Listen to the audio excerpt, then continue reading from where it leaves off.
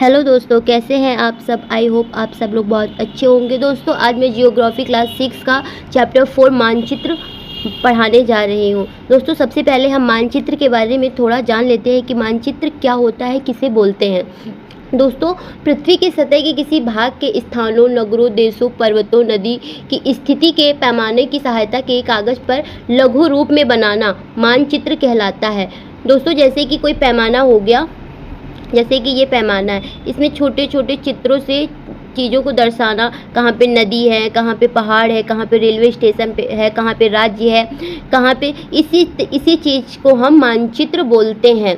दोस्तों मानचित्र दो शब्दों से मिलकर बना है, जैसे कि मान और चित्र। दोस्तों जिसका अर्थ होता है किसी माप या मूल्य को चित्र द्वारा प्रदर्शित करना।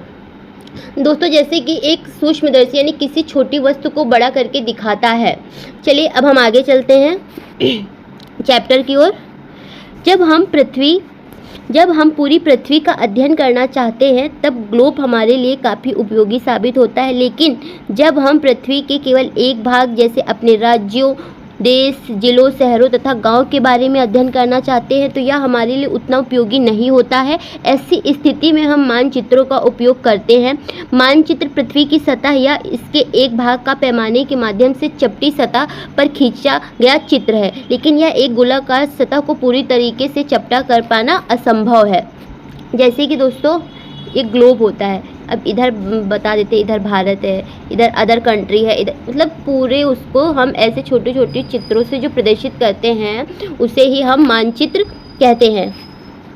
फिर चलते हैं आगे। जब हम बहुत से मानचित्रों को एक साथ रख देते हैं तब एक एटलस बन जाता है। एटलस विभिन्न प्रकारों तथा अलग अलग पैमाने से खींची गई मापों पर आधारित होता है। मानचित्र से एक ग्लोब की अपेक्षा हमें ज़्यादा जानकारी प्राप्त होती है। मानचित्र विभिन्न प्रकार के होते हैं, जिनमें से कुछ के बारे में बताया गया। दोस्तों मानचित्र भी अलग अलग तरीके के होते हैं। चलिए सबसे पहले हम जानते हैं कि भौतिक मानचित्र किसे कहते हैं। चलिए पृथ्वी की प्राकृतिक आकृतियों जैसे पर्वतों, पहाड़ों, मैदानों, नदियों, महासागरों इत्यादि को दर्शाने वाले मानचित्रों को भौतिक या उच्चावच मानचित्र कहा जाता है। दोस्तों जैसे कि पृथ्वी में आकृतियाँ होती है, जैसे पहाड़ों को किसी दूसरे आकृति, फिर पठारों, मैदानों, नदियों को डिनोट करते हैं। दोस्तों हम अलग अलग चीज़ों को अलग अलग चित्रों के द्वारा डिनोट करते हैं, उसे ही हम भौतिक मानचित्र कहते हैं। अब हम चलते हैं राजनीतिक मानचित्र किसे कहते हैं। राज्यों, शहरों, नगरों तथा गांव और विश्व के विभिन्न देशों व राज्यों तथा उनकी सीमाओं को दर्शाने वाले मानचित्र को राजनीतिक मानचित्र कहा जाता है। थीमेटिक मानचित्र, दोस्तों ये इंपॉर्टेंट है। थीमेटिक मानचित्र ये अक्सर पूछ लिया जाता है। कुछ मानचित्र विशेष जानकारियां प्रदान करते हैं, जैसे सड़क मानचित्र, वर्षा मानचित्र, वन तथा उद्योग आदि के वितरण दर्शाने वाले मानचित्र इत्यादि। इस प्रकार के मानचित्र को थीमेटिक मानचित्र कहा जाता है।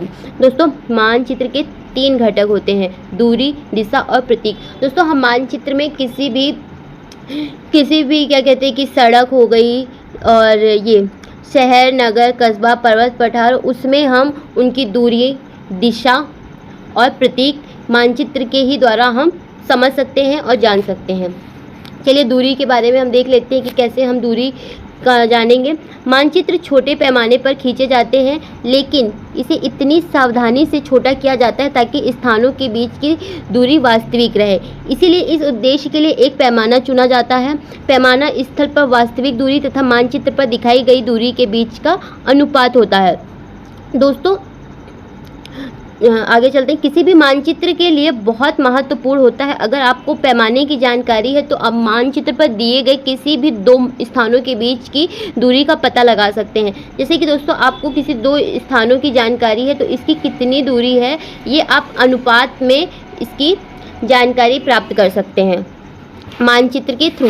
जब बड़े क्षेत्रफल वाले भागों जैसे महाद्वीपों या देशों को कागज पर दिखाना चाहते हैं तो हम लोग छोटे पैमाने का उपयोग करते हैं। उदाहरण के लिए जैसे कि मानचित्र पर 5 सेंटीमीटर स्थल के 500 किलोमीटर को दर्शाते हैं, इसको छोटे पैमाने वाला मानचित्र कहते हैं। जब एक छोटे क्षेत्रफल वाले भाग जैसे आपके गांव या शहर को कागज पर दिखाना होता तब हम बड़े पैमाने का उपयोग करते हैं। जैसे स्थल पर 500 मीटर की दूरी को मानचित्र पर 5 सेंटीमीटर से दर्शाया जाता है। इसी प्रकार के मानचित्र को बड़े पैमाने वाला मानचित्र कहते हैं। बड़े पैमाने वाले मानचित्र छोटे पैमाने वाले मानचित्र की अपेक्षा अधिक जानकारी प्रदान करते हैं। जैसे कि दोस्तों ये ऐसे हो गया, इसमें ये छोटे पैमाने वाले होते हैं जिसमें से कि आप गांव, शहर, कस्बा इसके बारे में जानकारी दे सकते हैं। और जो बड़ा होता है इसमें आप अलग अलग कंट्री के बारे में बता सकते हैं। इसको बड़ा पैमाना कहते हैं और ये छोटे पैमाने वाले मानचित्र होते हैं। चलिए अब हम आगे चलते हैं। दोस्तों अब हम दिशा के बारे में जान लेंगे। आपको पता है ना कि 4 दिशाएं होती हैं। अधिकतर मानचित्रों में ऊपर दाहिनी तरफ तीर का निशान बना होता है जिसके ऊपर अक्षर U लिखा होता है। यह तीर का निशान उत्तर दिशा को दर्शाता है, इसे उत्तर रेखा कहते हैं। दोस्तों देखिए ये U है, इसे उत्तर कहेंगे। ये उत्तर है, ये पूरब है, ये दक्षिण है, ये पश्चिम है। दोस्तों जो ये इधर ये होता है इसे हम दक्षिण पूर्व कहते हैं। सॉरी, ये उत्तर पूर्व है, ये दक्षिण पूर्व है, ये दक्षिण पश्चिम है और ये उत्तर पश्चिम है। अब हम आगे चलते हैं। 4 मुख्य दिशाओं जैसे उत्तर, दक्षिण, पूर्व एवं पश्चिम को दिखाया जाता है वे प्रधान दिग् बिंदु कहे जाते हैं। बीच की जो 4 दिशाएं होती हैं दोस्तों, जो 4 मुख्य दिशाएं होती हैं उत्तर, दक्षिण, पूर्व एवं पश्चिम को दिखाया जाता है, उन्हें वे प्रधान दिग् बिंदु होते हैं। और जो बीच की 4 दिशाएं होती हैं जैसे कि मैंने आपको बताया है इधर पे, जो ये बीच की होती हैं ये और ये, इनको उत्तर पूर्व, ये उत्तर पूर्व है, और दक्षिण पूर्व ये दक्षिण पूर्व है, दक्षिण पश्चिम ये दक्षिण पश्चिम है और उत्तर पश्चिम ये उत्तर पश्चिम है। इन बीच वाली दिशाओं की मदद से किसी भी स्थान की सही स्थिति का पता लगाया जा सकता है। दोस्तों ये जो होता है ये दिक् सूचक, चलिए इसको आगे बताते हैं।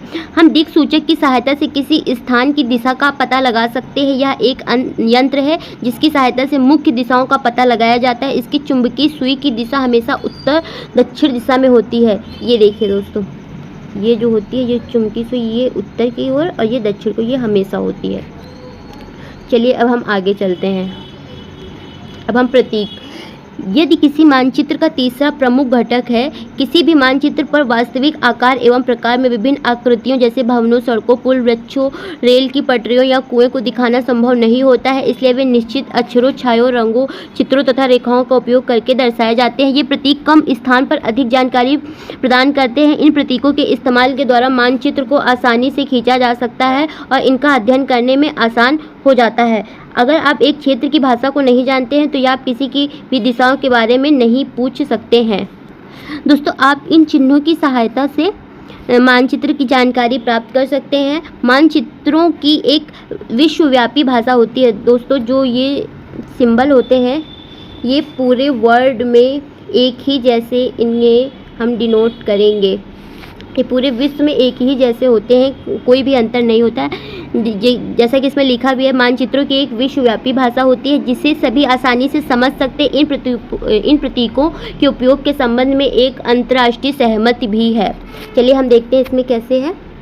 दोस्तों जैसे कि ये रेलवे लाइन है, ये बड़ी लाइन है, बड़ी लाइन को ऐसे हम डिनोट करेंगे। मीटर लाइन ये ऐसे है और रेलवे स्टेशन को हम ऐसे डिनोट करते हैं, लिखते हैं।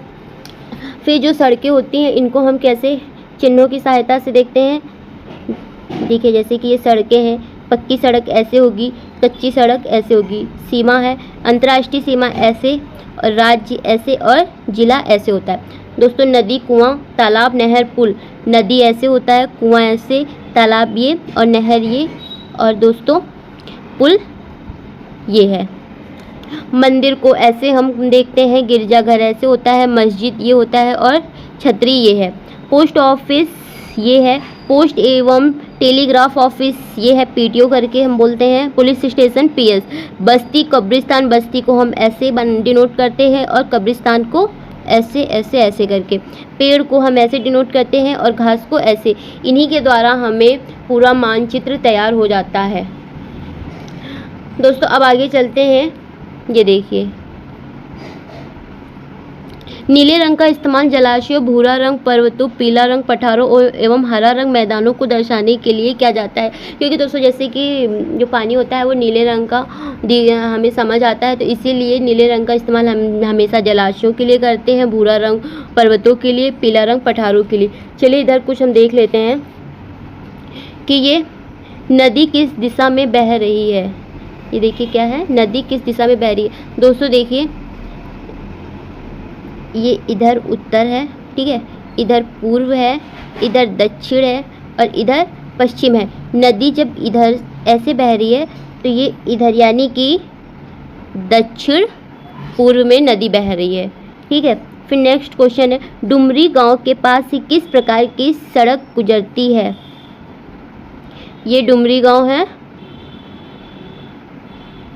ठीक है,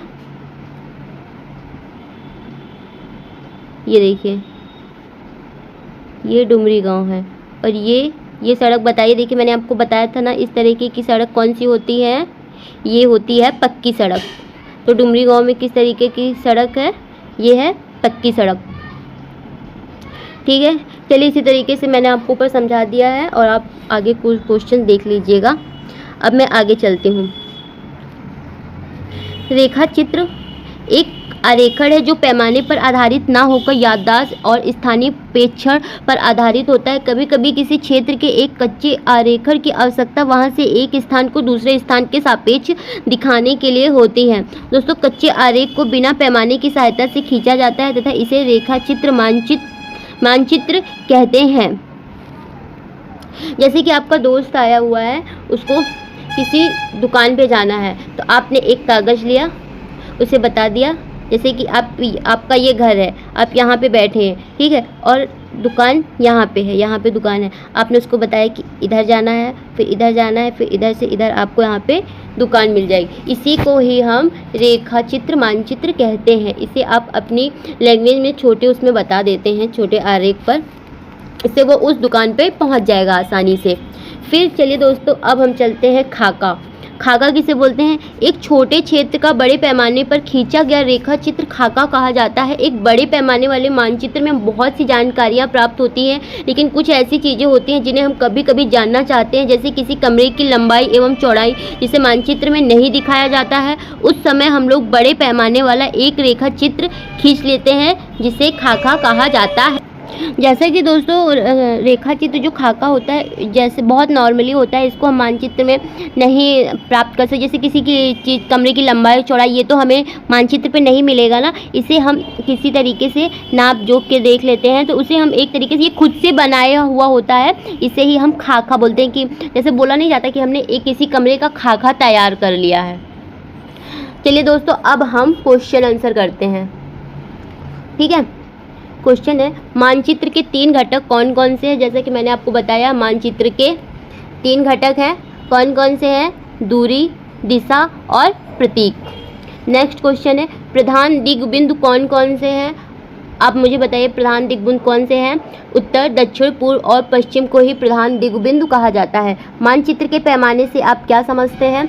दोस्तों मानचित्र का पैमाना जो होता है वास्तविक दूरी पर जो दिखाई गई दूरी के बीच के अनुपात को हम मानचित्र का पैमाना कहते हैं। यानी कि पैमाने स्थल पर वास्तविक दूरी तथा मानचित्र पर दिखाई दूरी के बीच के अनुपात को हम पैमाना कहते हैं। नेक्स्ट क्वेश्चन है, ग्लोब की अपेक्षा मानचित्र अधिक सहायक होते हैं, क्यों। क्योंकि दोस्तों हम पृथ्वी के केवल एक भाग जैसे कि अपने देश, राज्यों, शहरों तथा गांव के विषय में अध्ययन करना चाहते हैं, तो ग्लोब की अपेक्षा मानचित्र हमारे लिए ज़्यादा उपयोगी साबित होगा। मानचित्र एवं खाका के बीच अंतर बताइए। दोस्तों जैसे कि मानचित्र है, यह पृथ्वी की सतह या इसके एक भाग का पैमाना के माध्यम से चपटी सतह पर खींचा गया चित्र होता है, और यह एक छोटे इसको एक छोटे क्षेत्र का पैमाने खींचने के लिए एक रेखा चित्र होता है, जैसे कि एक कमरे का खाका तैयार करना, ठीक है। मानचित्र से बहुत अधिक जानकारियाँ मिलती हैं, और दोस्तों इसमें है कि ये वो जानकारियाँ प्रदान करता है जो हम खुद जानना चाहते हैं। इसमें रूढ़ प्रतीकों का उपयोग किया जाता है। इसमें जो खाका होता है इसमें सिर्फ लंबाई और चौड़ाई जानने के लिए इसका प्रयोग होता है। दोस्तों नेक्स्ट है, कौन सा मानचित्र विस्तृत जानकारी प्रदान करता है।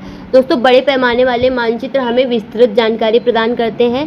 प्रतीक किस प्रकार मानचित्रों के अध्ययन में सहायक होते हैं? दोस्तों, किसी भी मानचित्र पर वास्तविक आकार एवं प्रकार में, जैसे कि भवनों, सड़कों, पुलों, रेलवे पटरियों इत्यादि आदि को दिखाना संभव नहीं हो पाता है। इसीलिए दोस्तों अनेक चिन्हों के द्वारा इसको प्रदर्शित किया जाता है और ये प्रतीक कम स्थान में अधिक जानकारी हमें बताते हैं और इन्हीं प्रतीकों के इस्तेमाल के द्वारा मानचित्र को आसानी से खींचा जाता है तथा इनका अध्ययन भी करने में हमें आसानी हो जाती है। चलिए अब हम आगे चलते हैं। वृक्षों के वितरण को दिखाने वाले मानचित्र कौन से होते हैं?